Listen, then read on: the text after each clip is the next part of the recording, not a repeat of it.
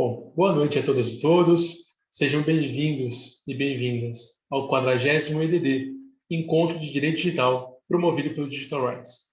Meu nome é Elton Baneto, eu estou como presidente do Digital Rights pela gestão 2021-2022 e eu agradeço, em nome de toda a diretoria, imensamente a participação de todas e todos no nosso evento. Hoje teremos a honra de conversar com o Philippe Medon, que ele vai falar um pouquinho sobre o livro dele, Inteligência Artificial e Responsabilidade Civil, Autonomia, Riscos e Solidariedade. O Philippe José Medon Afonso é doutorando e mestre em Direito Civil pela UERJ, professor substituto de Direito Civil na UFRJ, professor de cursos de pós-graduação no Instituto New Law, ITS Rio, PUC Rio, IERRBB, Ministério Público do Rio de Janeiro, CEPED, UERJ, da EMERGE, ESA OAB Rio de Janeiro, ESA OAB Nacional, CEDIM, PUC Paraná, Fundação Escola Superior do Ministério Público do Rio Grande do Sul, CERS, FMP, SKMA, CPJUR, IGD e do Curso Trevo. Ele é membro da Comissão de Proteção de Dados e Privacidade da OAB Rio de Janeiro, do Instituto Brasileiro de Estudos de Responsabilidade Civil e do Instituto Brasileiro de Direito de Família, o IBDFAM. Também é pesquisador no escritório Gustavo Tepedino Advogado, GTA, advogado, e titular da conta do Instagram, @felipe.medon. Vou deixar aqui no chat o Instagram do professor Felipe, para que vocês possam acompanhar. Okay? Antes de passar a apresentação inicial, gostaria de abrir a palavra ao Plínio, que já foi presidente do Digital Rights também, integrante da diretoria. Inclusive, eu agradeço imensamente a presença. Deixa eu ver se tem mais alguém da diretoria. Alan Wagner. Vejo que, por enquanto, nós três. A presença do Plínio e do Wagner Marcelo, também é membro da diretoria do Digital Rights. Muito obrigado pelo apoio, viu, gente? Plínio, se você quiser falar alguma coisa, fique à vontade. Logo em breve eu passo para o Felipe para a gente começar a exposição. Muito obrigado, Plínio. Obrigado, Wagner. E tenhamos todos uma excelente apresentação. Obrigado por me passar a palavra, presidente. Hélio Tomba, excelente aí sua gestão, parabéns pelo trabalho. Cada vez mais visualização aí do Digital Rights, está sendo cada vez mais incrível a interação com as pessoas aí e a inserção no mercado, de como cada vez mais o Digital Rights se torna importante para todos como uma fonte de informação, uma fonte acadêmica ali para que todos tenham conhecimento dos seus direitos ou para que todos tenham conhecimento de como atuar no direito ali, relacionado à tecnologia da informação. O tema que a gente vai tratar hoje é extremamente sensacional, que quando o Hélio convidou o Felipe, me convidou também para tratar e debater ali com o Felipe sobre os temas relacionados ao meu mestrado também, da inteligência artificial e tecnologias da inteligência aplicada ao direito, eu fiquei super empolgado, porque é um tema praticamente infindável, infinito, porque tem diversas repercussões ali que são atreladas à responsabilidade civil, mas não são só isso, né? Tudo o que trata da inteligência artificial gera muita dúvida ao ser humano. E isso que é mais intrigante, que é o que é legal para a gente tratar. Então, a gente vai procurar aqui adequar a melhor forma de discussão possível para que todos tenham uma compreensão, porque eu vi que tem gente de RH, tem gente de direito, tem gente de TI, então a gente não pode tentar tratar com todo mundo da mesma forma. A gente tem que ter uma forma mais didática possível e nada melhor do que ter um escritor de um livro tão incrível como o Felipe, que está aqui conosco, aceitou o nosso convite, aceitou o convite da presidência do Digital Rights, e está sendo uma honra, mesmo tendo sido o fundador do Digital Rights lá atrás, em 2015, o crescimento do Digital Rights está cada vez mais evidente graças aos presidentes atuais. Então, parabéns aí ao Hélio, parabéns à Isa, que é a vice-presidente, parabéns a toda a diretoria do Digital Rights e parabéns pelo trabalho, contem sempre comigo. E fica à vontade aí, Hélio, se quiser fazer a introdução para passar a palavra para o Felipe. Obrigado, Plínio. É uma honra e fico muito feliz em poder saber que você acreditou na gente, acreditou numa nova gestão e acreditou no crescimento. Essa é a função da educação, a gente acreditar no outro para ver crescimento conjunto. É para isso que a gente está junto no Digital Rights, é para isso que a gente busca uma sociedade cada vez mais justa e perfeita. Muito obrigado, Plínio. Felipe, fica à vontade. Só uma observação, como bem observado pelo Plínio, o Felipe bate recorde aqui no nosso EDD nós tivemos de visualizações um número exato de 4.789 visualizações do evento, no nosso 40º encontro de direito digital. Então, uma ideia começou lá em 2015, repercutindo mês a mês, e hoje a gente está podendo erguer a taça de 40ª edição. Então, Felipe, você já faz parte da história do DDD, com um evento estrondoso, e agradeço demais a tua presença e a tua participação. E agradeço a presença de todo mundo também. Fique à vontade para conversar no chat. Felipe, palavra tua. Se precisarem de alguma coisa, estamos à disposição. Forte abraço e até daqui a pouco. Boa noite a todos e a todas. Antes de mais nada, queria agradecer na pessoa do Hélio e do Plínio por esse convite tão gentil de estar aqui com vocês hoje, Digital Rights. Fiquei realmente entusiasmado com o convite e descobri que teve esse número todo de visualizações e acessos. Eu acho que isso mostra o quanto que o projeto é importante e tem a sua relevância para o estudo do direito e da tecnologia, que hoje, como o pessoal diz, não é mais o futuro do direito, é o presente. É o presente porque os desafios que a gente está enfrentando, eles não são para daqui a 5 anos, eles são para daqui a 5 segundos. Então, a gente tem que se preparar para enfrentá-los. Bom, fiquei surpreso também de saber que o público é bastante diversificado. Eu até, nesses minutos em que o Plínio e o Hélio falavam, eu dei uma adaptada rápida nos slides aqui, até para dar uma pincelada em noções gerais de inteligência artificial, para a gente não cair de paraquedas, para a gente não cair direto no tema de responsabilidade civil, pelo menos para a gente ter um paraquedas para conseguir cair aqui com um pouco mais de tranquilidade. Vou começar aqui a apresentação. Queria só pedir que vocês confirmassem para mim, por gentileza, se está aparecendo. Perfeito, Felipe, está aparecendo sim. Beleza. Então, deixa eu só colocar aqui vocês para o lado na visualização, que aí eu já consigo iniciar. Então, primeiro, meu currículo já foi apresentado pelo Hélio, já falou um pouquinho quem eu sou.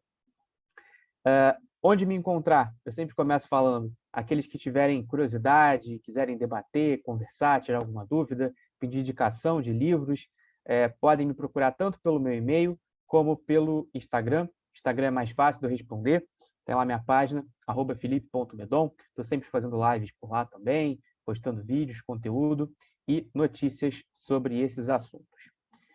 A gente começa essa breve fala analisando o conceito.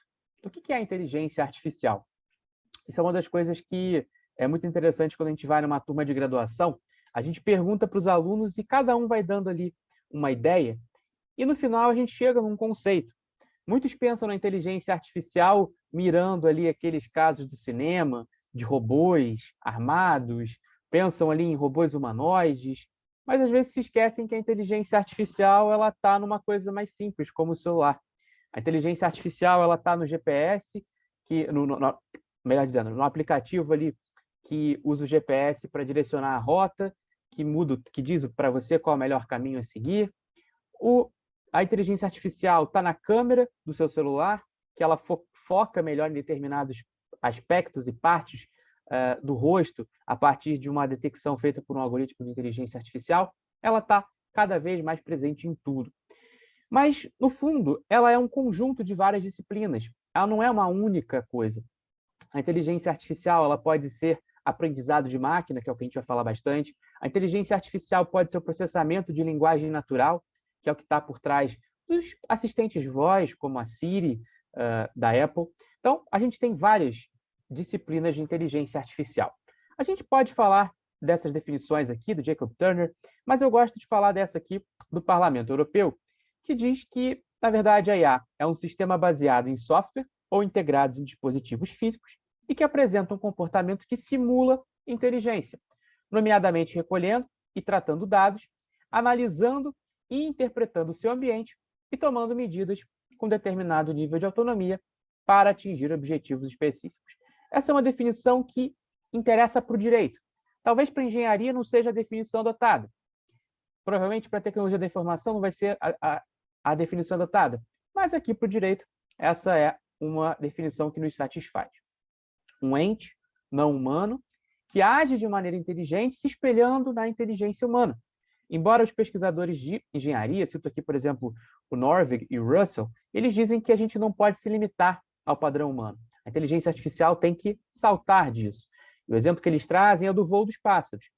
O homem só aprendeu a voar quando ele parou de tentar imitar a forma da aerodinâmica dos pássaros, como eles voavam, e tentou pensar em formas de voo que se adequassem ao ser humano.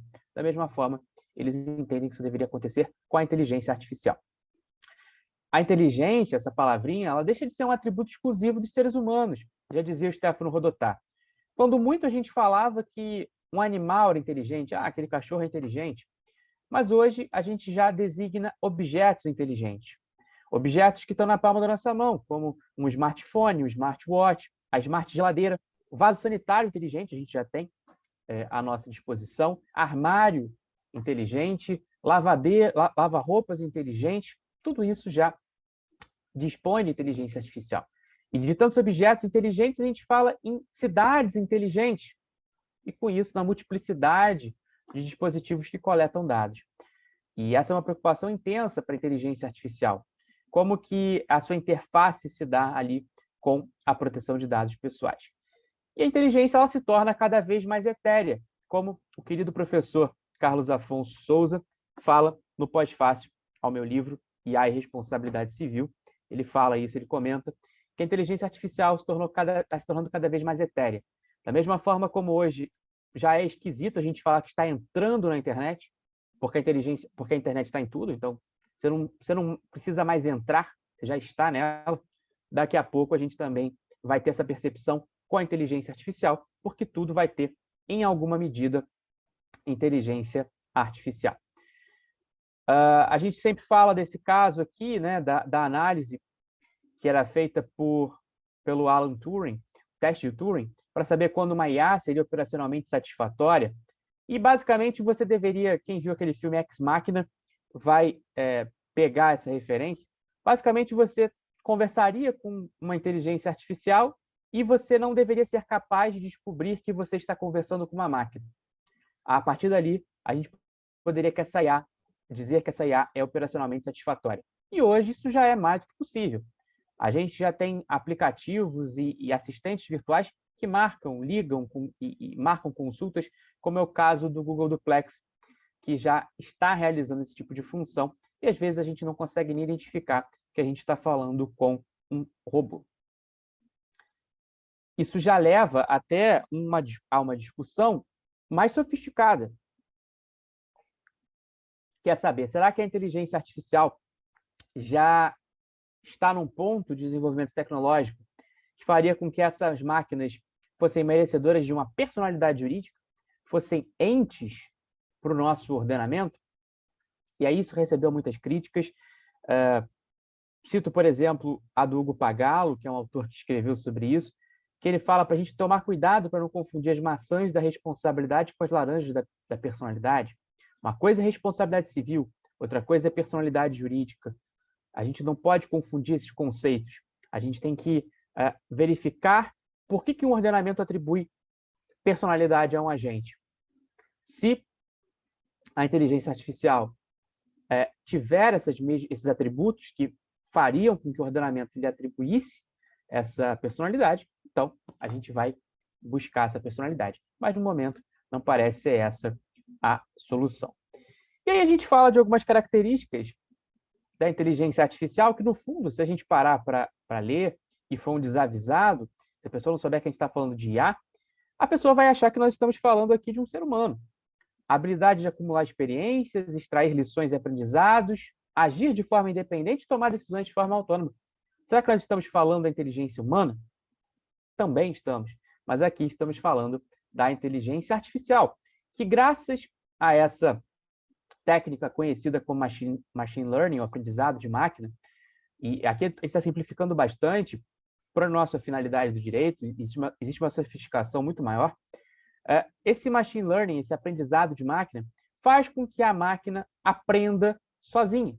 Ela aprenda com base nas suas experiências.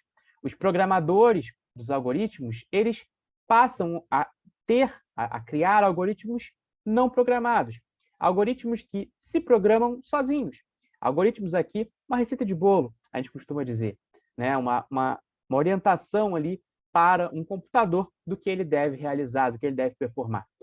E a inteligência artificial hoje, graças a essa técnica, ela é criativa, ela é autodidata, ela aprende com base nas suas experiências anteriores. Então, diante de uma mesma situação, ela pode agir de N formas distintas, porque ela aprende com base na sua experiência. Ela aprende que, da mesma forma como uma criança aprende que se ela colocar o dedo na tomada ela leva choque, a inteligência artificial aprende qual é o melhor caminho para ela seguir. E aí a gente ressalta essas características da criatividade, do autodidatismo, e isso é muito importante para a responsabilidade civil. Outras coisas importantes da gente falar são a questão da inteligência artificial ser forte ou fraca.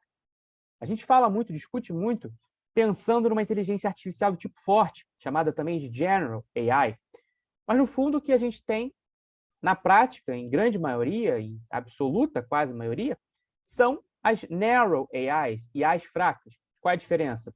Uma IA fraca, ela desempenha uma tarefa específica. Então, ela é capaz de jogar um jogo, traduzir um texto, realizar uma pequena conversação com interação. Já uma inteligência artificial forte é aquilo que a gente imagina. Uma inteligência artificial que consiga realizar e performar muitas atividades. Um carro autônomo, ele não consegue traduzir um texto. Ele só consegue dirigir. Então, o que a gente tem hoje é um predomínio dessas inteligências artificiais do tipo fraco. E a grande diferença entre elas, então, é essa maior ou menor autonomia. Isso repercute na maior ou menor autonomia em relação ao ser humano. Outro ponto importante para a responsabilidade civil é a imprevisibilidade das condutas.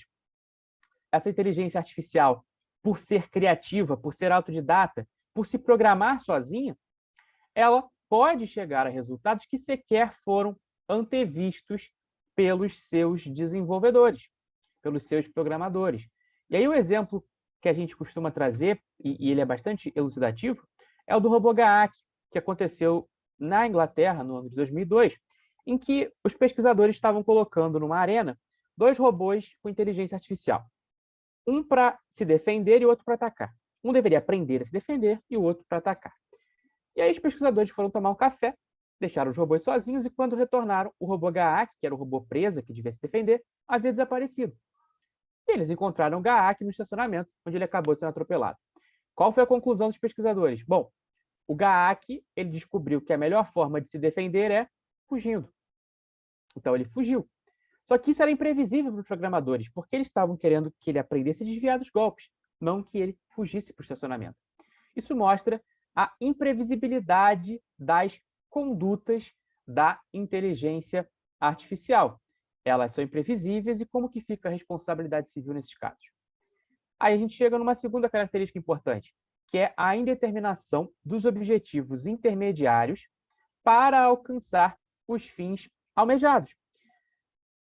O que isso significa na prática? Se você não ensina para uma inteligência artificial parâmetros éticos mínimos, ela vai buscar maximizar o seu proveito. Então, o exemplo que eu sempre dou imagina, tem até um vídeo, salvo engano, da Heineken, em que ela faz isso com um robozinho.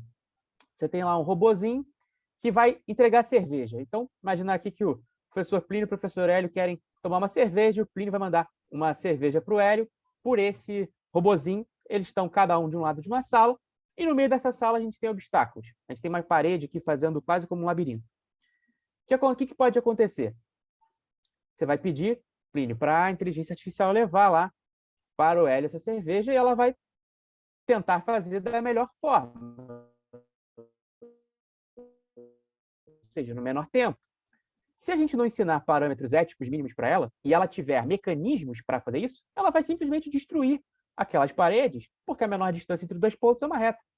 Então, se a gente não ensina, ela se torna imprevisível e, para alcançar os fins dela, ela pode ter ali qualquer ação. Os fins justificariam os meios. E isso é especialmente perigoso quando a gente pensa no cenário de armas de guerra. Nos Estados Unidos, isso é muito discutido, os drones de reconhecimento facial reconhecem uma pessoa e dão um tiro. Imagina lá, está procurando Bin Laden, aí sobrevoa, reconhece facialmente, é ele, pá, tira. Qual o problema? E se o reconhecimento falhar? Se a IA falhar? e se ela não reconhecer os objetivos intermediários, e ela só quer alcançar um fim, se para ela atingir o Bin Laden, ela tiver que atingir uma criança, será que ela vai fazer isso? Porque o objetivo dela é atingir o Bin Laden. Então, isso é muito discutido. O Departamento de Defesa americano disse que as shoot-to-kill decisions deveriam ser tomadas sempre por humanos, mas isso está sendo revisto. Já no ano passado, isso já foi discutido de novo, porque dizem que isso atrapalha a eficiência, mas, então, essa é uma discussão que está sendo posta. A IA, então, ela rompe com muitas das características humanas e supera a inteligência humana. O famoso caso do Garry Kasparov, o enxadrista que lutou contra o Deep Blue, computador da IBM, e depois de vencer, que as pessoas não falam, depois de vencer algumas, o Kasparov acabou perdendo. E foi uma batalha que durou 2 anos, 96 a 97. E, na verdade, esse é talvez o primeiro caso que a gente percebeu que, olha, a inteligência artificial pode superar a inteligência humana. Outro exemplo é o dos veículos autônomos. Hoje já se prevê que eles vão substituir os condutores humanos porque eles trazem maior eficiência na atividade de condução veicular. Maior eficiência e também um percentual reduzido de danos graças ao seu funcionamento que está livre de distrações humanas. A inteligência artificial, ela não sente sono, ela não desvia a sua atenção do veículo porque viu uma pessoa bonita passando, ela não se irrita no trânsito, não atende uma ligação do telefone. Então, esses fatores humanos seriam eliminados e, com isso, você já reduziria boa parte dos acidentes que os carros causam. E aí eu sempre trago essa imagem, que é uma imagem que as pessoas normalmente acham esquisito. Por que a gente tem uma foto aqui da ex-presidente Dilma falando sobre inteligência? Ela está falando sobre inteligência artificial, será? Ela trouxe essa frase e eu coloquei até aqui a referência para vocês realmente verem que é verdade, está no discurso, está lá no site do Planalto, em que ela disse: sempre que você olha uma criança, há sempre uma figura oculta, que é um cachorro atrás, o que é algo muito importante. E com a inteligência artificial é a mesma coisa. Embora a gente não veja, por trás da inteligência artificial sempre vai existir um ou mais seres humanos. Esse é aquele efeito que um autor chamado Jack Balkin chama de efeito de substituição. A gente substitui a gente usa a inteligência artificial para nos substituir em pequenas atividades. Sempre vai ter um ou mais seres humanos por trás da IA. Ela não tem uma vontade própria, ela não tem uma existência própria e uma agenda própria. Ela está ali a serviço dos seres humanos. Então, a gente não pode se esquecer de que por trás de uma IA sempre vai ter um ou mais seres humanos. E isso é o primeiro postulado para a gente entender a responsabilidade civil pelos danos que essa inteligência artificial pode causar. E ela pode causar muitos danos. Apesar dos inegáveis benefícios, ela não é imune aos danos. Mas eles não são necessariamente causados por robôs malignos armados até os dentes para destruir a humanidade, como a gente pensa. Os danos causados por IA são, na sua maioria, danos causados por imagens como essa direita. Linhas de código, programação de algoritmos, que acabam causando danos, por exemplo, na concessão do crédito. Você pede um crédito e seu crédito é negado ou a sua taxa de juros é altíssima porque aquela inteligência artificial ela se vale de um critério discriminatório e acaba te dando essa taxa de juros mais alta.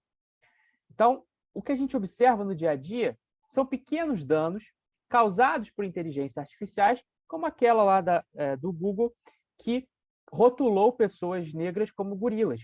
Google Fotos é um caso também bastante discutido. Google Fotos pegou lá e não reconhecia pessoas negras, tinha um problema no reconhecimento facial dele, e ele colocou lá gorilas no rótulozinho lá das pessoas. Isso é um exemplo nítido de um problema causado por uma discriminação que nós chamamos de discriminação algorítmica. Então, nós temos diversos danos. Do dano físico causado pelo impacto de um carro autônomo ou de um drone que cai na sua cabeça ou na casa, ou num telhado, não precisa ser necessariamente uma lesão a um ser humano, até um dano existencial, como esse, de um algoritmo enviesado, preconceituoso, um algoritmo que atua na seleção de currículos para oportunidade de emprego. Então, às vezes, a pessoa manda um currículo e a inteligência artificial da empresa faz uma triagem ali, seleciona os currículos, pinça os currículos, só que ela tem um critério discriminatório embutido nela e, com isso, ela afasta algumas pessoas da competição. Esse seria mais um exemplo. E, embora não seja o ponto mais importante dessa interface entre IA e direito, a responsabilidade civil é o primeiro sino que toca. É a primeira coisa que nos chama a atenção. Porque a gente vê os danos acontecendo e a gente tenta dar uma resposta. O mais importante, sem dúvidas, é o desenvolvimento ético da inteligência artificial. Mas a primeira coisa que salta aos olhos é a responsabilidade civil. O que a gente faz se essa IA causa um dano? E aí, a gente tem dito que a inteligência artificial ela desafia as normas tradicionais de responsabilidade civil por conta de 5 características que são bem elencadas por uma professora espanhola, Teresa Rodrigues de las Heras, e que eu reproduzo no meu livro. Autonomia crescente, dependência de dados, complexidade, vulnerabilidade e opacidade. A gente vai falar de cada uma delas. Autonomia crescente significa dizer que essa inteligência artificial ela é cada vez autônoma em relação ao ser humano, desempenha funções distantes desse ser humano, com grau de independência e age por si só. Como que fica o nexo de causalidade? Primeiro desafio. Dependência de dados. Para funcionar, a matéria-prima da IA primordial são dados. Dados que podem ou não ser pessoais. Mas imaginemos que você está lá, tem uma IA que atua no policiamento preditivo. Ela diz para onde ela vai direcionar a polícia. E aí a gente observa lá que os dados da população carcerária brasileira trazem que nós temos um número de mais pessoas negras do que brancas encarceradas. Qual vai ser o resultado? Se a gente apresentar esse dado para a inteligência artificial, a gente vai dizer para ela que ela vai ler aqueles dados e, se ela não for ensinada de forma correta, ela vai entender que pessoas negras são mais perigosas pelo fato de que, se estão mais presas, provavelmente têm maior periculosidade. E aí esse é o problema. Porque se você dá uma base limitada de dados ou não ensina corretamente essa inteligência artificial como pensar, ela pode levar a um resultado discriminatório, perpetuar essa discriminação. Então, a dependência dos dados é um fator importante. Terceiro, complexidade. Complexidade não apenas em relação aos múltiplos mecanismos que você precisa, por exemplo, um carro autônomo funcionar, mas também múltiplos agentes que participam daquela programação até o momento final. Então, a gente tem diversos agentes que concebem, que desenvolvem, que operacionalizam, que treinam, que interagem com aquela inteligência artificial, e tudo isso traz uma complexidade até para a gente saber quem é responsável, quem vai pegar uma responsabilidade regressiva. Tudo isso é bastante importante. Em quarto lugar, a gente tem a questão da vulnerabilidade. E o exemplo do carro autônomo, ele é muito bom para ilustrar isso. Ou um outro exemplo recente, que também visualizei, é pensar aqui nos veículos autônomos. Você imagina lá que o veículo autônomo ele é invadido por um hacker. Tecnologias conectadas à internet, é possível que um veículo seja acessado por um hacker. E isso até aconteceu recentemente, saiu uma notícia, acho que um veículo da Tesla foi hackeado, algumas funções desse veículo acabaram sendo hackeadas. Eu postei isso lá no meu Instagram, o @felipe.medon. E pensando no semáforo inteligente, que eu sei que em São Paulo vocês chamam de farol, né?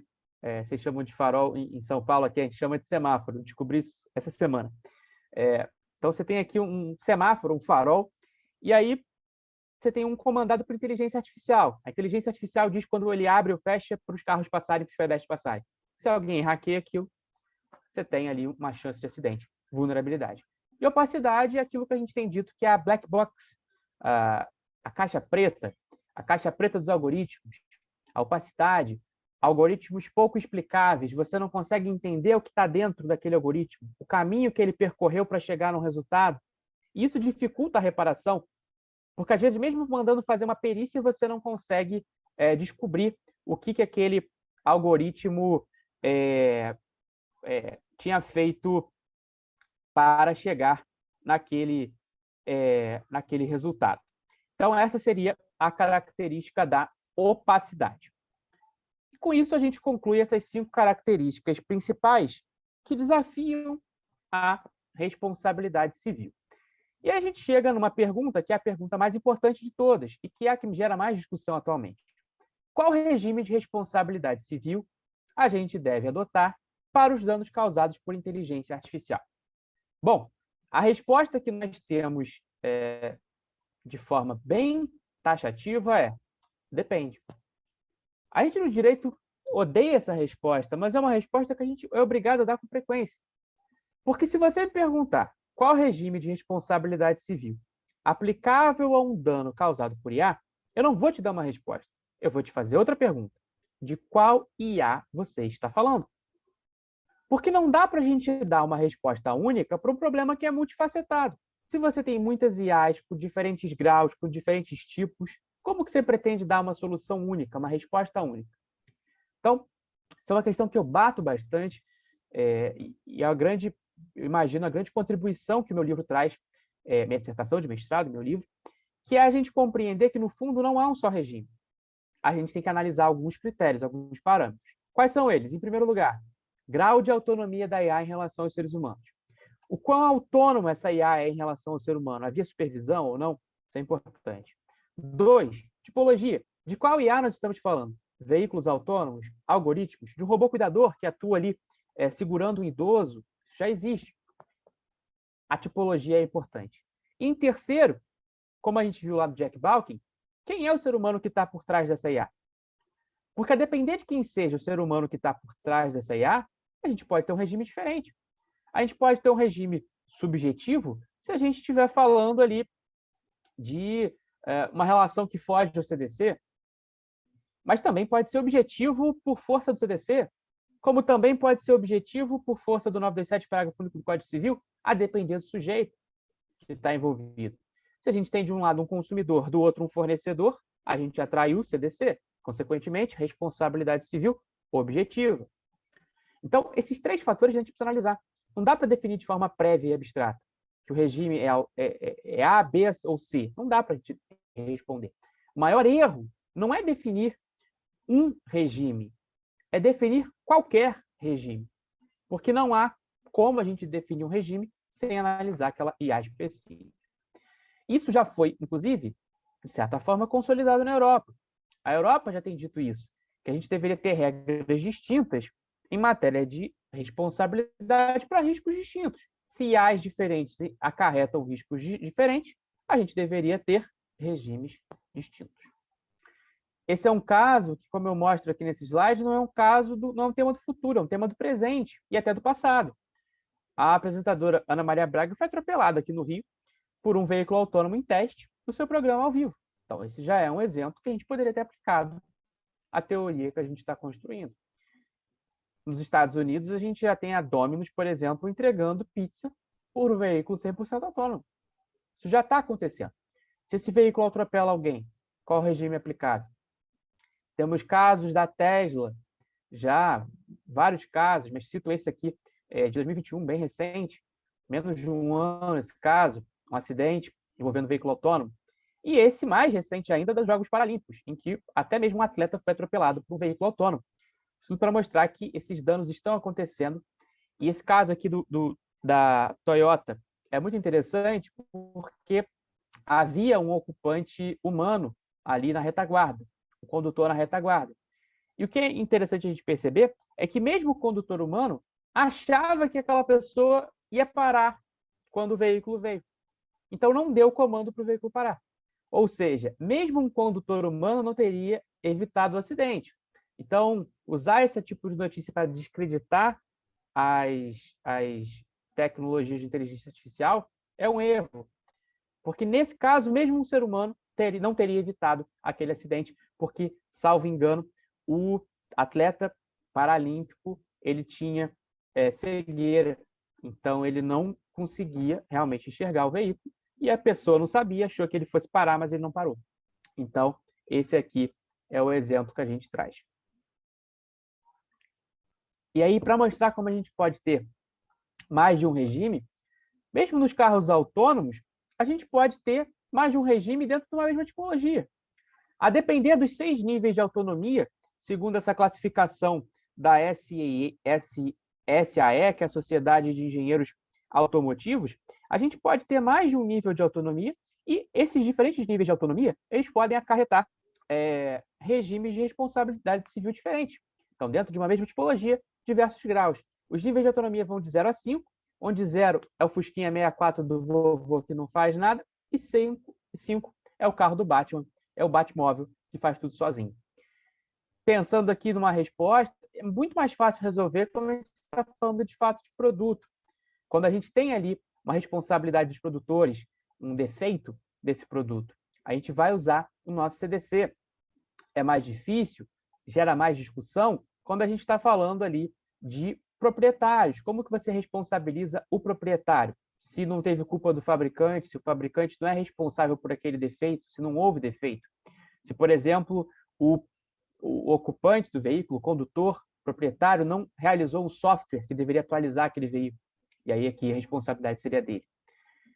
Outro exemplo aqui é o de decisões empresariais. Se um administrador de uma companhia delega uma decisão interna para uma IA e essa IA causa um prejuízo à sociedade empresária, bom, qual regime é aplicável? A gente tem defendido que é um regime subjetivo, baseado na violação ao dever de diligência lá da lei das SA. Então, a gente tem aqui dois exemplos.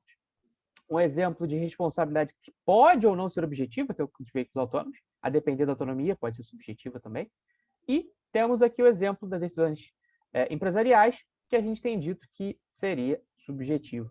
Ou seja, não dá para cravar de forma abstrata um só regime.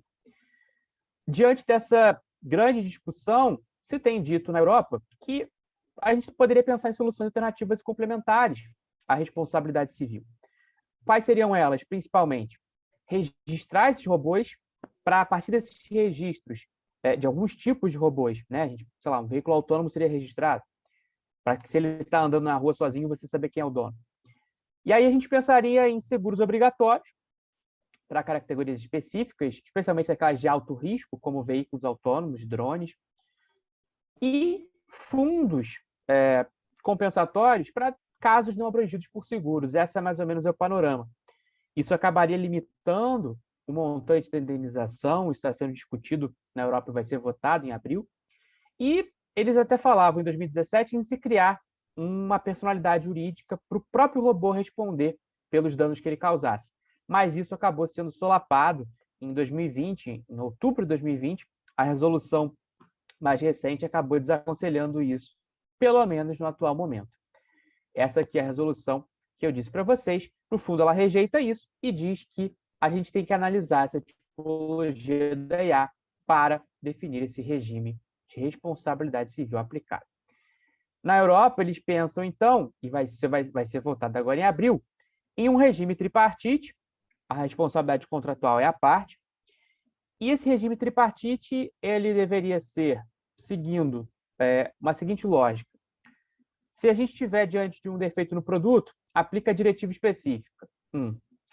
A gente pensa num regime dual, ou seja, responsabilidade objetiva ou subjetiva com culpa presumida, se a gente estiver falando de alto ou baixo risco. Isso vai ser definido num anexo à resolução. Eles vão dizer num anexo o que é a IA de alto risco e o que é de baixo risco. Quais são? Vão nomear. E um terceiro seria de natureza subjetiva para os usuários. Então, os usuários, que não são aquelas pessoas que operam de forma comercial, digamos assim, eles teriam um regime subjetivo. Essa é basicamente a ideia. No meu livro eu explico minuciosamente, tem um capítulo só para tratar dessa nova resolução. Aqui, só para depois, quem quiser, eu passo esses slides para vocês. Aqui só algumas explicações, quem são esses operadores, mas para a gente, isso não é tão relevante aqui agora. Seguros e fundos, isso a gente já falou, a nova resolução, ela fala nesses seguros para situações específicas. Me parece que esse é realmente o futuro. A gente não vai ter como fugir dessa securitização obrigatória. Como a gente tem no Brasil o DPVAT para veículos convencionais, é muito provável que a gente tenha também um seguro específico para veículos autônomos complementar ao DPVAT, ou ainda uma modalidade de DPVAT específica. Isso ainda deve ser objeto de política pública e de discussão bem fundamentada, eu diria, porque a gente está vendo um debate muito raso em matéria de IA. Por que eu estou falando em um debate raso? Porque a gente teve aqui a aprovação pela Câmara dos Deputados desse PL 21A de 2020, que cria o marco legal da IA no Brasil. Ele está para ser votado no Senado e ele traz uma norma péssima em termos de responsabilidade civil, que é o artigo 6º, inciso 6º. É uma norma que tem todos os erros possíveis que a gente possa imaginar nesse tema. E como vocês podem perceber, o que diz essa norma? Normas sobre responsabilidade dos agentes que atuam na cadeia de desenvolvimento e operação de sistemas de IA devem, salvo disposição legal em contrário, se pautar na responsabilidade subjetiva, levar em consideração a efetiva participação desses agentes, danos específicos que se deseja evitar ou remediar e como esses agentes podem demonstrar adequação às normas aplicáveis por meio de esforços razoáveis compatíveis com padrões internacionais e melhores práticas de mercado. No fundo, qual é o erro desse dispositivo? Ele fixa abstratamente um regime aplicável para os danos causados por IA. E ele elege o regime de natureza subjetiva, o que fere de morte o princípio da reparação integral das vítimas. Imaginem que uma pessoa foi atropelada por um veículo autônomo e não houve um defeito do produto, ou seja, não vai aplicar o CDC. E aí eles até colocaram o parágrafo 3º dizendo que nos casos de relação de consumo se aplica responsabilidade objetiva, mas o CDC já dizia isso, não precisava, pode rasgar esse parágrafo 3º.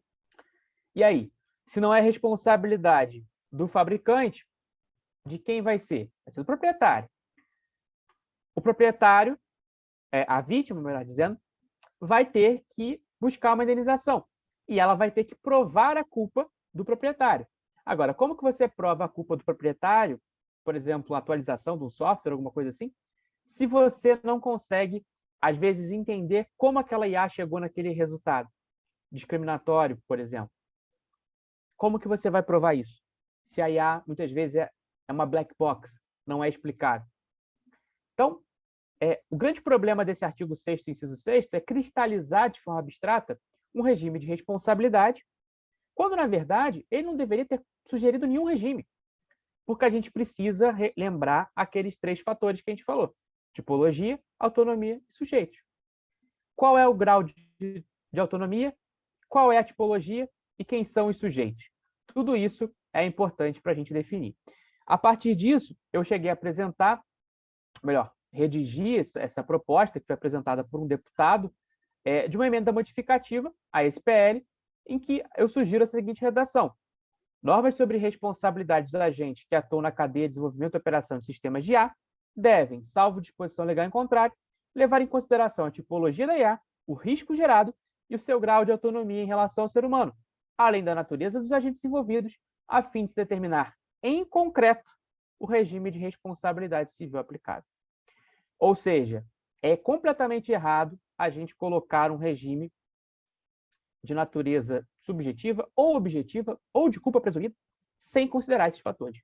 O erro do PL 21A 2020 não é fixar a responsabilidade civil subjetiva, é fixar um regime de responsabilidade, porque com isso ele acaba engessando o sistema. Isso é extremamente problemático, sem falar que vai na contramão de tudo que está sendo discutido no mundo inteiro. É você dizer que um dano causado por um drone vai ser responsabilidade civil subjetiva.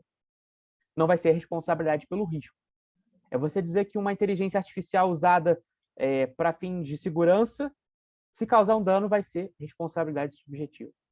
Então, isso é realmente um problema. Esse PL está sendo votado e discutido a toque de caixa no Congresso por uma pressão muito forte, e a gente precisa atuar para garantir que haja um debate aprofundado sobre essa matéria, porque isso traz para a gente uma repercussão muito grande. Porque, embora a gente possa não trabalhar com isso, nós todos podemos, infelizmente, ser vítimas de danos causados por IA. Eu tenho certeza que ninguém aqui vai querer recorrer a um regime de natureza subjetiva nesses casos que eu apontei para vocês. Dito isso, a gente conclui falando que, diante dos riscos crescentes que decorrem dessa maior autonomia da IA, cada vez maior, a solução para a responsabilidade civil passa pela solidariedade, ou seja, na gente buscar a repartição desses riscos entre os sujeitos a partir de uma distribuição que leve em consideração a efetiva contribuição que cada sujeito deu para aquele risco. Mais uma vez, agradeço a vocês, já me colocando aqui à disposição para as perguntas de vocês, já vi aqui no chat que tem algumas.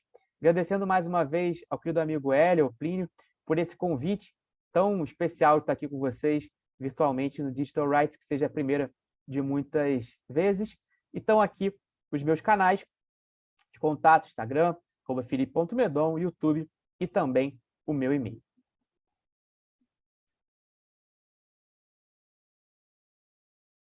Eu já vou tomar direto a palavra aqui, antes de passar para o presidente, Hélio. Eu achei genial sua apresentação, parabéns, Felipe, muito bom, muito didática, muito clara, e trata de temas extremamente complexos de uma forma relativamente simplificada ali para todo mundo conseguir compreender. Quando você foi falando do seu tema ali, do trabalho e tudo mais do livro, eu fui lembrando da origem ali, né? Então, eu faço programações simples desde os meus 10 anos e cheguei numa realidade lá para os 16 anos que eu queria o direito com tecnologia. Hoje eu tenho 37 anos e ainda assim eu tenho conceitos errados sobre tecnologia, como por exemplo, quando eu fui fazer um mestrado em tecnologias da inteligência e design digital, eu cheguei para o meu orientador do mestrado e falei, olha, minha dissertação eu gostaria de escrever sobre as leis de Asimov, as 3 leis de Asimov e a relativização ali das leis e a necessidade das leis e tudo aquilo que tornaria a inteligência artificial de uma forma muito mais funcional e conforme os regramentos humanos, né? E de cara ele falou, isso não existe, isso é impossível. E ele entrou em diversas situações. Então, eu achei muito legal que você foi falando do tema ali de conhecimento da tecnologia, do Kasparov, daquela parte de xadrez e tudo mais que houve, o Deep Blue, lá, salvo engano, o nome do computador que acabou por vencer ele, né? Nada mais é do que aquilo empiricamente demonstrou que a inteligência artificial ela é uma tentativa e erro. No momento em que a gente se encontra, ela é uma tentativa e erro. Então, quando eu falo, puxa, eu fiz meu mestrado em inteligência artificial aplicada no direito e direito aplicado à inteligência artificial. Então, todo mundo fala, puxa, mas que legal o tema. Você não tem medo de que as máquinas dominem o mundo, igual o T-2000 do Terminator, lá do Schwarzenegger? Aí eu falo, puxa, na realidade em que a gente se encontra, não existe essa possibilidade. E por questões relativamente simples para serem compreendidas por todos. O computador ele demora o mesmo tempo, praticamente, para compreender coisas novas, assim como a gente. Ele não tem a capacidade de simplesmente inferir e filosofar sobre questões que nunca vieram ao mundo, que o ser humano nunca conseguiu chegar a uma conclusão, como, por exemplo, como é a realidade num planeta que existe há 1000 anos-luz do planeta Terra. A gente nunca chegou lá, então a gente não sabe como funciona, a gente não tem informação suficiente para chegar a isso. E a inferência que o computador faz, conforme os algoritmos, ele pode fazer mais rápido conforme as informações que a gente tem, mas ele não tem como inferir aquilo que não existe ainda, aquilo que o ser humano ainda não alcançou. Então, aí eu faço uma remissão a Hannah Arendt, que ela transforma tudo em linguagem, que é genial. Quando a Hannah Arendt ela dispõe que uma cadeira só é uma cadeira, se você sabe o que é uma cadeira, fica muito claro que o computador, da mesma forma, ele não vai chegar a uma conclusão específica do que é alguma coisa se ele não tiver informação suficiente pela própria humanidade. E aí também remete àquele caso do Facebook, que criou 2 chatbots para se tratarem ali, para conversarem de uma forma o mais eficaz possível, o mais célere possível, e eles geraram uma linguagem própria ali diante da conjuntura. Eles perceberam que a comunicação estava ficando truncada e a linguagem ficou própria. E aí eles desativaram e todo mundo ficou assustado, porque os computadores, puxa, eles estavam dominando a linguagem e ninguém estava mais compreendendo.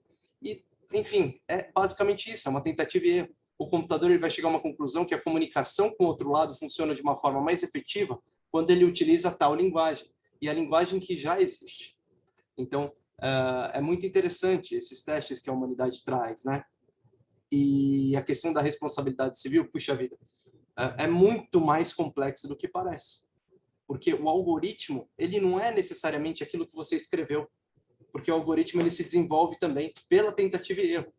Então, você faz a prática de machine learning, você gera uma conclusão de que aquilo vai aprender através das tentativas, por meio das tentativas, e efetivar novas medidas conforme os erros forem verificados, isso é, de uma forma muito crua, assustadora, mas a questão da responsabilidade civil, ela fica ainda mais assustadora, porque você vai responsabilizar o programador, só que o programador não tem como saber. Então, isso é muito relativo, a não ser que a programação tenha sido feita de uma forma, assim, deliberadamente destrutiva, como um vírus, como um Trojan, um cavalo de Troia, como um ransomware, qualquer tipo de coisa que é feita para destruição, para danificar pessoas, danificar computadores, enfim, gerar danos às pessoas, isso sim gera uma responsabilidade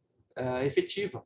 Mas aquilo que é pelo computador, aquilo que é feito de uma forma lógica, você estrutura uma lógica. Então, a partir do momento que houver o reconhecimento de uma pessoa passando na frente do carro, vai haver a trava das rodas, vai haver uma frenagem ali efetiva naquela distância que está até a pessoa. Mas não tem como prever situações que são completamente assim criadas, que são situações que surgem no dia a dia do ser humano, que a gente já viu diversas situações da nossa própria vida. Então, o computador ele vai aprender a partir daquela única situação e não vai mais acontecer. Mas até que isso aconteça, atropelamentos vão acontecer, mortes por acidente de carro, curvas mal feitas, enfim, vai acontecer muita coisa. E por isso que são os 6 níveis da inteligência artificial e dos carros autônomos, né? Que são geniais. Eu fui, inclusive, numa exposição lá em São Francisco, que em Berlim, que mostrava os carros acho que era da Honda, como funcionaria o 6º nível da inteligência artificial. E era genial como aquilo seria autônomo em uma Smart City, mas não existe Smart City plena ainda. Então, a gente está bem distante da realidade disso. Assim, para a conjuntura atual, a gente pode falar que 10 anos é bastante distante, né? Mas está logo aí. 10 anos vai passar muito rápido. E até algumas empresas como Uber, enfim, Facebook, diversas outras empresas estão investindo nessa questão da tecnologia de inteligência artificial e até de carros autônomos, como, por exemplo, a Tesla, que desenvolveu um sistema que é genial. Assim, a pessoa vai comprar o carro, enquanto ela está trabalhando, ela larga o carro vai circular a cidade oferecendo Uber para todo mundo. Então, a pessoa precisa de um Uber, ela chama o carro, que é o seu Tesla, ela usa, ela paga, e o seu carro volta para o seu estacionamento às 6 horas da tarde, que é o horário que você precisa sair para ir para casa. Então, é genial, mas até lá, até tudo isso ser pleno, até isso funcionar de forma completa, ainda tem de longo aprendizado das máquinas e das pessoas também, e principalmente da legislação, que ainda tem muito a progredir aí, que, se Deus quiser, vai contar com o auxílio dos profissionais do direito, dos profissionais de tecnologia, da informação, e vão se adaptar ao que é realidade efetiva e não ao que é um mundo ideal que eles veem no planeta aí. Mas obrigado pela apresentação, Felipe. Eu passo agora a palavra para o Hélio de novo. Excelente apresentação, parabéns. Obrigado, Tio, pelos comentários. Obrigado, Felipe. Poxa, ó, tô me sentindo aqui com o Morpheus falando Wake Up Neo. Então, é o pique Matrix, e assim, caraca. Realmente, ó, gente, não é para puxar saco, não, mas, ó, recomendo pra caramba. O link tá aqui no chat, beleza? Tá marcadinho, porque eu estudei sim. É um tema muito bacana. E até a gente estava comentando, é importante, a gente tem muito aluno de graduação aqui, poxa, tema para TCC, fundamentação, poxa, eu vou pesquisar jurisprudência para comentar. A gente vê no mercado de direito uma escassez muito grande de pesquisadores. Poxa, fazer direito não é só apenas pegar modelo de peça, colar e falar que a petição é, poxa, vamos além, vamos estudar, vamos pesquisar, fazer uma petição inicial bem fundamentada, a gente vai analisar algum tema diferente. Pô, imagine daqui a alguns anos a gente jogando no JEC uma ação contra uma ação indenizatória, que vai envolver uma inteligência artificial. Poxa, vai ser considerado de alta complexidade para sair do JEC? Não vai ser? Quem que vai definir isso? Lei 9.099 vai comentar sobre essa questão? Cara, são discussões, gente, que a gente está tendo, não para agora, realmente para o futuro. Poxa, não sei se você está no primeiro, segundo, terceiro ano, Meu, quando vocês se formarem, pode ser um cenário totalmente diferente. A gente já tem caixa de ovo inteligente, ou geladeira inteligente. Caramba, eu até anotei aqui algumas questões, por exemplo, a perda de uma chance. Como que a gente vai aplicar a perda de uma chance com as IAs? Como que a gente vai fazer, por exemplo, corrida de drone? Caraca, já existe corrida de drone. E aí, se falhar, vai fazer o quê? Também tem alguns pontos aqui das IAs dos hospitais, que já são realidade. Inclusive aqui em São Paulo, eu não me recordo agora o nome do hospital, mas que desenvolveu uma IA para diagnósticos. E se acontecer alguma falha no diagnóstico, é possível. Se para pessoas físicas já é possível, para pessoas robóticas ainda mais. Eu até vi um meme ontem mesmo, era um texto em inglês, né? Mas era o pessoal, alguns enfermeiros farmacêuticos, médicos discutindo em uma sala, e tinha um aviso, né? Por favor, escuta os diagnósticos apenas quando a Alexa estiver mutada. Então, assim, poxa, caraca, velho, verdade. Por mais que a gente tenha essa opção de não enviar o conteúdo de voz, mas, poxa, pela brincadeira já é uma coisa interessante. A gente vai discutir aqui com o RH compartilhamento de informação do pessoal via nas redes sociais. Poxa, imagina se a gente desenvolve uma IA que vai captar se tal post foi tirado durante o trabalho, não foi? Isso vai ser possível para concretizar uma despesa por justa causa ou não? Como que vai funcionar? Como que vai estar disposto no manual do empregado? Então, são assuntos que a gente precisa discutir. Antes de passar alguns comentários aqui, eu vou agradecer mais uma vez o Felipe, agradecer o Pini pela colaboração. Gente, se alguém tirou print aqui, quiser marcar, sigam a gente nas redes sociais, Digital Rights, o Felipe, o Plínio e eu, podem marcar a gente. Eu vi que o pessoal não, tem que nominar, porque a Carolina já é participante, figurinha carimbada aqui. A Carolina perguntou do material, se vai ser disponibilizado, o professor Felipe já comentou que sim. Carolina, se você quiser mandar até um direct para ele, para confirmar, né, para pegar o e-mail e tudo mais, então, perfeito. A gente fica à vontade para conversar, para colocar no chat, tá? A gente vai fazer as perguntas. Eu vou começando com a pergunta do Anderson. Anderson comentou com a gente. Professor, boa noite. Utilizando para o Felipe. Podemos considerar que os atendentes virtuais, os robôs, são IAs fracas, já que exercem tarefas específicas? Eu pensei que você ia ler várias de uma vez. Não, já respondo. Pode ser Então, assim? beleza. Então, boa noite, Anderson. Obrigado pela sua pergunta. Olha, me parece que essas inteligências artificiais, pelo menos as que nós temos no momento, elas ainda são do tipo simples, porque elas do tipo fraco, por exemplo, porque elas só realizam essa tarefa ali específica de conversação. Se você foge um pouquinho do script, ela já não consegue mais desenvolver ou performar. O primeiro contato que eu tive com uma IA dessas foi uma vez foi durante as Olimpíadas, que a gente teve aqui no Rio um cartão recarregável. Agora me foge o nome de qual era a bandeira, mas tinha um cartão recarregável que servia para o metrô. Era um cartão especial que dava acesso para o metrô, enfim, lá para um transporte específico. E aí esse cartão ele servia como um cartão de débito também, só que você precisava ativar. Aí eu liguei e era um saque que era um número até dos Estados Unidos. Caiu nos Estados Unidos e aí comecei a conversar. E aí eu falei, ué, essa voz está esquisita. Essa voz está meio metalizada. Aí eu comecei a falar uma coisa e a resposta era exatamente a mesma. Eu buguei a inteligência artificial do cartão de crédito e ela só dava a mesma resposta. Então, a primeira vez que eu conversei com uma inteligência artificial dessa, então me parece que é do tipo. Perfeito. Obrigado. O Anderson também pergunta. Agora entendi o que você falou para ler as perguntas uma vez só. Perfeito. No caso de securitização deste ramo, o que o colega imagina sobre os clausulados após a atual abertura do mercado e a flexibilização dos clausulados pela SUSEP, tendo mais liberdade às seguradoras de estipularem os clausulados? Deixa eu ver aqui de novo a pergunta, que acho que ela está aqui no chat, né? O que eu imagino sobre os clausulados após a atual abertura do mercado e flexibilização dos clausulados pela SUSEP, dando mais liberdade às seguradoras de estipularem os clausulados.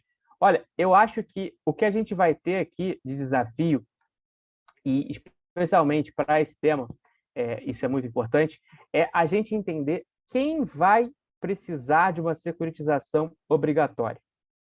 Porque essa é uma questão que está na ordem do dia. A gente saber quem vai precisar ser segurado na Europa, hoje esse é o cerne do debate, porque a gente não consegue definir de forma muito clara quais são essas IAs lá que eles chamam de alto risco.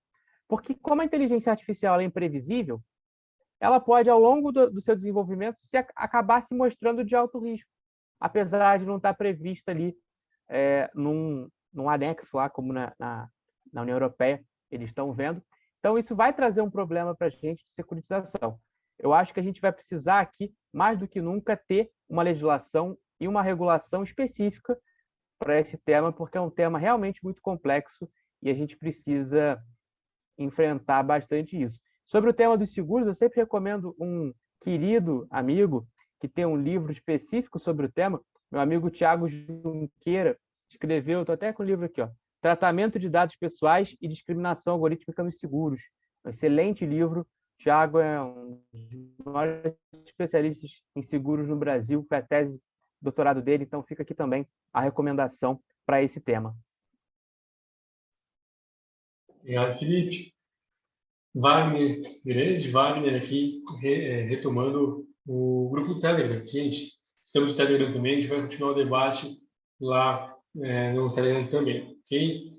Diogo, parabenizando. Parabéns pelo senhor, muito obrigado. Obrigado pela participação, Diogo. Caio, já respondi a pergunta. Deixa eu ver, Vinícius. Obrigado pela participação, Caio. Vinícius, o senhor Felipe, sensacional. Sempre muito didático, assertivo nas colocações. Alright, parabéns pelo evento. Obrigado, Vinícius. Obrigado pela mensagem. Lucas, parabéns pelo evento. Muito bom mesmo. Participarei sempre que puder. E será sempre muito bem-vindo, Lucas. Obrigado, viu? Obrigado, Caio, pela mensagem. João, obrigado. Excelente evento. Pessoal, antes de partir para o encerramento, alguém tem mais alguma pergunta, algum comentário? Tiago, obrigado, Tiago. Ó, já vou deixar a indicação aqui, hein? Já que o Plínio puxou o Asimov, assistam a Fundação no Amazon Prime. Tem umas partes, dá uma baleada. Tipo assim, putz, mas tem uns conceitos novos ali que não estão nos livros de consciência. Não posso dar spoiler. Mas, poxa, questão de tempo mesmo, né? De decisões automatizadas, enfim, tal. Cara, sensacional. Tem na Amazon Prime. Se não curte IA, assiste Ted Lasso, que também é bacana. Mas, poxa, brincadeira à parte, fixando aqui inteligência artificial, eu lembro muito do episódio Be Right Back, do Black Mirror, onde acho que o primeiro episódio da terceira temporada, se não me engano, onde o Dohan Benson acaba o personagem dele, né, acaba falecendo, e aí tem toda a reconstrução do personagem através dos e-mails que ele dispunha, dos áudios, até chegar até o final, que era realmente um corpo que simulava o corpo humano. Então, tá tão distante assim? Não tá. O que é distante um tempo, assim, 10 anos é muito distante, não é? A gente fica nesse questionamento e, poxa, Black Mirror tá aí, tá batendo na porta. Anderson, muito obrigado pelas respostas, parabéns pelo belíssimo evento. Boa noite a todos. Boa noite, Anderson. Adriano, parabéns pelo evento. Obrigado pela presença, Adriano. Preciso perguntar, Wagner, você tem algum comentário para fazer? Wagner é o cara do TI aqui. Não, mentira, o cara do TI é simplificar o trabalho dele. Pelo contrário. Wagner é o mestre da computação aqui do Digital Rights. Wagner, você quer comentar alguma coisa? Vou só acrescentar que ele é um mestre de tecnologia, informação e tudo mais, mas é uma das maiores referências de empreendedorismo no Brasil. Ele que foi o criador da cultura empreendedora, é a questão da cultura que está sendo aplicada em todos os jornais agora, que não basta você empreender, você tem que ter uma cultura e uma mentalidade empreendedora. E a partir disso, esse cara aí, ele já foi o fomentador de centenas de startups no Brasil, é o responsável pela startup Ignitions, que é uma aceleradora de diversas startups, que inclusive já fomentou que essas startups se tornassem multinacionais, transnacionais em diversos países. E o Wagner é uma grande referência aí. Ele está no Digital Rights desde o início, foi um dos criadores junto comigo. E é um prazer sempre contar com as observações dele, porque o cara é bom. Caramba, estão escutando meu áudio? Sim, estamos ouvindo, vai. Eu fico até sem graça agora, não vou falar mais nada, vou fechar meu áudio aqui. Bom, em questão de inteligência artificial, o próprio Daniel Gatti aí, que foi junto com o Plínio aí, orientador dele aí, enfim, a gente discute bastante isso e, enfim, a tendência é cada vez você ter maior automatização e uma das minhas preocupações não vem com a tecnologia, né? A minha preocupação vem justamente das pessoas, né? Porque muitos dos avanços que facilitariam aí o dia a dia dos profissionais aí no mercado, muitas vezes é barrado, enfim, por protecionismo, enfim, e acaba se criando uma legislação meio que protetora e aonde as pessoas que, enfim, que utilizariam essa tecnologia de uma forma mais engajada, enfim, acaba sendo prejudicadas, né? Então, essa é a minha única preocupação, né? É a barreira que o próprio ser humano coloca ao avanço que vai facilitar o dia a dia das pessoas. Então, enfim, se o Felipe quiser comentar isso um pouco, é uma das maiores preocupações que eu tenho, né? Então, carro autônomo, legal, tipo, você tem um lobby muito grande nos Estados Unidos para poder aprovar a legislação e tudo mais, e em paralelo a isso também, vem uma observação, né? Muito está se falando de IA, IA, IA, e está todo mundo esquecendo que essas IAs estão rodando em plataformas, né? Então, são plataformas que estão dentro da Amazon, estão dentro do Google, né? Estão dentro da IBM, que é o Watson, né? Que é o nome do serviço aí da IBM. E aí? E se eu coloco ali para aprender e otimizar processos dentro da minha empresa? Aquilo vai servir também para otimizar aquela IA como um todo? Ou vai estar só containerizada ali, enfim, e que a minha IA não vai vazar, né? E a portabilidade disso? Né? Se eu quiser, muitas vezes, mudar da IBM e ir para OpenAI, que é lá do Elon Musk, tipo, como eu migro isso? Entendeu? Não tem como migrar. Então, essas são as questões que realmente me preocupam. Wagner, suas considerações impecáveis. Acho que as palavras que foram ditas sobre você anteriormente, elas fazem jus à sua fala. Esse debate que você traz da gente se preocupar com o ser humano, ele é fundamental. Quando a gente fala em responsabilidade civil, a primeira discussão que a gente sempre traz é aquela do Balkin, né? De que por trás dessa inteligência artificial sempre vai existir um ou mais seres humanos. E quando a gente pensa na implementação dessa tecnologia, a gente vai ter também o ser humano atuando como, muitas vezes, um limitador do desenvolvimento. Em relação a esse caso específico dos carros autônomos, a gente vê muito uma crítica, porque a mídia é sensacionalista.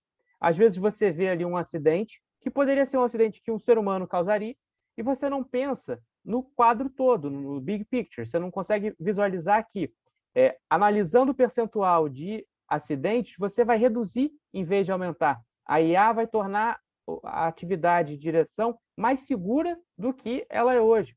E aí as pessoas acabam criando legislações, muitas vezes, de emergência, que acabam travando, bloqueando o desenvolvimento, e legislações que às vezes são feitas muito por força do mercado, protecionismos do mercado, e que no fundo acabam tendo em responsabilidade civil, às vezes, o efeito contrário. Porque se você cria uma norma que é extremamente protetiva ali do mercado, às vezes você pode acabar tendo uma judicialização em massa, que é o que a gente imagina, por exemplo, em relação à explicabilidade da IA. Porque a gente está, na nossa lei, na nossa LGPD, o artigo 20, com a ausência de uma revisão, por exemplo, das decisões por pessoa natural. Isso ao contrário do que vem sendo discutido no mundo inteiro. Então, a gente acaba estimulando uma judicialização de massa, a partir de uma norma que foi criada ali, em tese, para proteger fintechs e startups. Essa foi, pelo menos, a razão do veto ao parágrafo 3º, que é um veto muito criticado por todo mundo nessa área. Então, a gente observa como que a legislação, quando ela não é pensada de forma adequada, ela pode, sim, se tornar um entrave ao desenvolvimento, e aí acaba gerando aquilo que a gente fala do efeito resfriador das normas de responsabilidade civil na introdução de novas tecnologias. Você impõe um regime, às vezes, que é tão gravoso que você acaba desincentivando o desenvolvimento daquela tecnologia. Então, essa é uma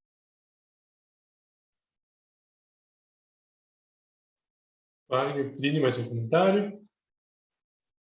Eu queria queria pedir desculpas públicas, tá? Não foi de maneira alguma intencional diminuir o trabalho do Wagner, pelo contrário, é uma excelente pessoa, isso é uma brincadeira, mas a gente tem que deixar claro, um excelente profissional, realmente imprescindível para o segmento dos trabalhos do Digital Rights, sempre com participações excelentes. Wagner, peço desculpas pela brincadeira, foi uma falha minha, foi um equívoco, e, poxa, é sempre prazer imenso poder contar contigo nas nossas atividades. Só ressaltar que eu não fiz como se fosse correção, não, viu, presidente? Fica tranquilo. Foi uma brincadeira, conhecendo muito bem o Wagner.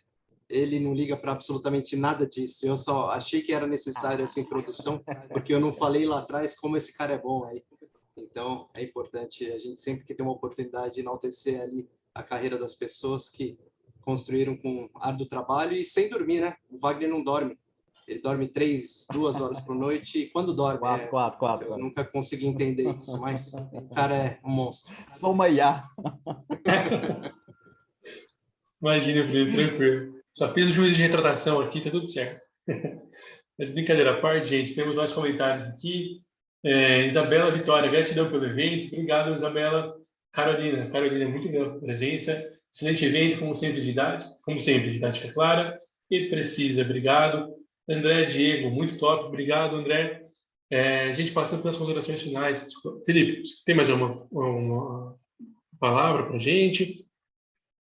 Queria mais uma vez agradecer pelo convite e dizer que é importante que a gente permaneça atento a esse debate que está acontecendo no Congresso a respeito desse marco legal da inteligência artificial no Brasil. A gente tem uma votação se aproximando por aí, então é importante a gente estar acompanhando enquanto sociedade civil. Perfeito, Felipe, muito obrigado. A gente save the date aí que logo vai rolar a discussão do Senado. Bom, gente, brincadeiras à parte, gostaria de mais uma vez agradecer a presença dos convidados. Obrigado por todo mundo que se inscreveu no evento. Obrigado a todas e todos que se dedicaram um pouquinho dessa noite de terça-feira, nosso 40º EDD. Agradecer imensamente a participação do Felipe, do Plínio, do Wagner, nessa noite e em todas as nossas edições, principalmente por acreditarem no sonho. Todos os trabalhos que nós fazemos aqui no Digital Rights, eles são trabalho voluntário. A gente doa o tempo mais precioso que a gente tem, que é o tempo. Então, o nosso objetivo, enquanto Fundação Digital Rights, enquanto professores, enquanto educadores, é compartilhar conhecimento para crescer junto, para criar cada vez mais uma sociedade justa e de maneira conjunta.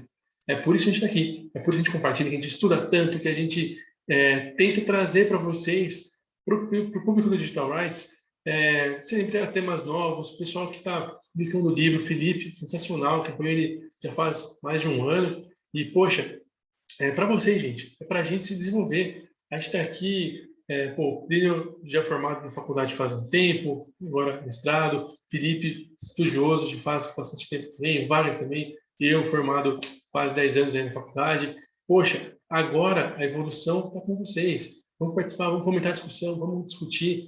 O direito tem essa graça, essa maravilha que é ser plural. Então, vamos aproveitar essas oportunidades. E por isso eu convido a todos que estão aqui na nossa reunião, inclusive o pessoal que vai assistir no YouTube futuramente. Quem disse que a gente não viaja no tempo? A gente está falando com a galera do futuro. Mas então, o pessoal que está no YouTube aqui também, aqui no evento, para que conversem com a gente, mandem mensagem lá no @Digital Rights CC Association. Coloquei aqui, obrigado, Plínio, por comentar de novo, o Instagram de todos os participantes do nosso Digital Rights. Mandem sugestões, a gente está recebendo artigo, vamos conversar. Poxa, quero sugestão de livro para TCC.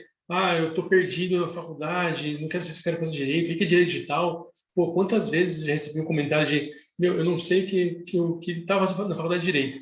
Mas aí eu vi Direito Digital e falei, putz, é para isso que eu sirvo. Então, poxa, às vezes, eu gosto de Direito Civil, mas não gosto tanto. Tem um caminho aqui no Digital Rights. Tem um caminho aqui no Direito Digital, caminho da responsabilidade civil, nas discussões. Então, a gente sempre acha uma solução. É para isso que a gente está no mundo, para resolver problemas, não para criar.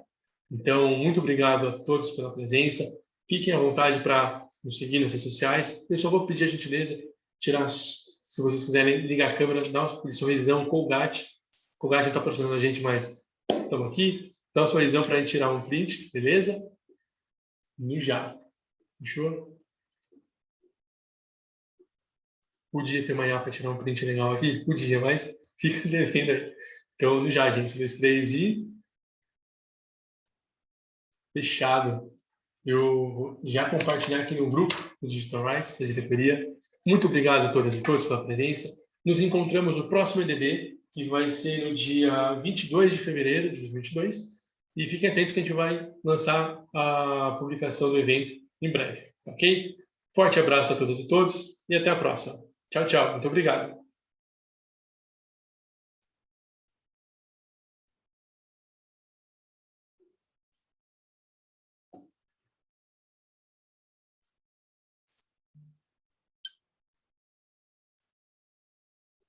Obrigado, Thaís.